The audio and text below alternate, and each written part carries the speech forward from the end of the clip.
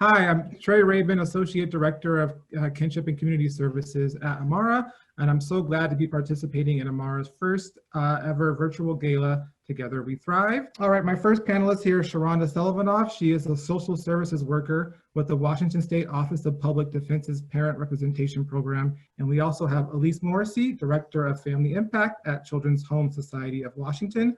Both of my esteemed panelists also sit on various work groups and committees in the states around child welfare, and they both are parents who experienced and navigated the child welfare system as well. So we know currently COVID-19 has had an impact on families. We know that daycares and schools are closed or moving to virtual. We know a lot of families, if they are still working, are working from home. And so we know a lot of that has just led to a lot more at-home time with our families and some more isolation from the community. Since COVID, we've seen about a 50% drop in the number of kids entering the child welfare system.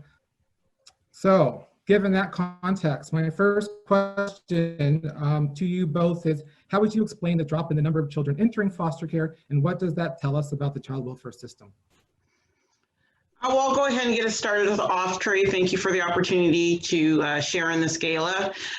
So yeah, I think that the drop in the number of children, particularly you already expressed that the mandated reporters are chiefly school teachers and hospitals. And so of course our children are not in those places. And so those mandated reporters are not having the eyes on these children.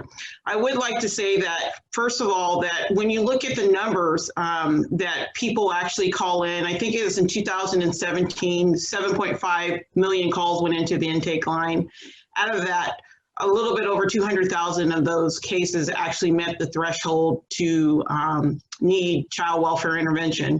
So while we have the drop, what I want us to really recognize is the majority of those calls never needed to be made to child welfare anyway.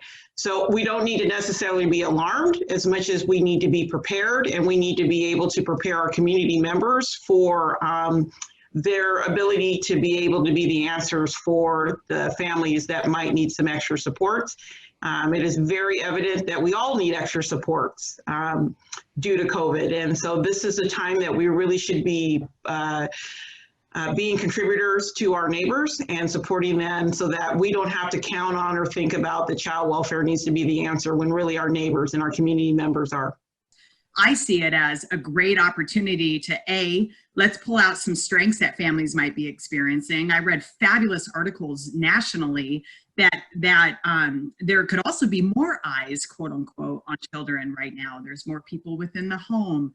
And so for me, what's really missing within our system is pulling out families' protective factors, pulling out the resilience in families and the hope. And for me as a parent, having somebody come alongside if I am struggling with paying a bill or I just lost my job, to know that there's people who care about me and my child and is not just trying to come in and separate us and isolate us further.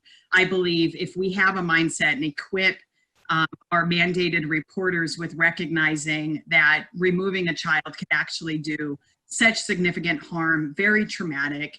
So what a fabulous opportunity to look at the COVID landscape of, you know, how can private dollars come in to help? How can the government and community come in to help, to really recognize that families have potential and we need to be pulling out strengths in individuals and not thinking the worst, I think is really, really important. Kind of a follow-up question related to that is kind of, in general, kind of what should the government and community be doing to provide support to families so that they can thrive? For me, I also think about, let's build on the different principles about having a strengths-based child welfare system that's prevention focused, that is not doing further harm, and instead is equipping families to be the best that they can possibly be. And for me, that starts at day one. That starts prenatally. That starts as an opportunity for a community to come around families and really pour into them and say, like, what is it you need to thrive? Be the answer. We are the answer, right? We are our neighbors' answers. We are our brothers' answers. We don't have to call a government agency for most cases. I'm not saying for all cases, but for most cases to come in and to intervene into our communities and to rip children outside of their homes and communities and structures that they desperately need to feel okay in their own skin. We want to be able to continue to make a movement towards strengthening our community members, the resources that stand inside of it, the advocates and the leaders that are already there. So I'm a big proponent of we are the community, and the more that we step up and own that and own our solutions, the better off each member is. I think the one thing that's really striking me is, when COVID and kind of the stay at home and shelter in place started, everyone kept saying, I just can't wait for things to get back to normal. And I'm realizing what is normal. And like we've talked about this, really, I think, COVID has had a lot of negative impacts. I don't want to downplay that, but I think it's given us a time to kind of pause and think about what do we want our new world to look like in general. And I think within child welfare, it's all the things you've talked about. Is it moving to a preventative model, more, strengths-based, and really, using this time to really think about how we're going to move forward as a society and really revamping and thinking about that. So once again, I appreciate you both. Thanks for joining.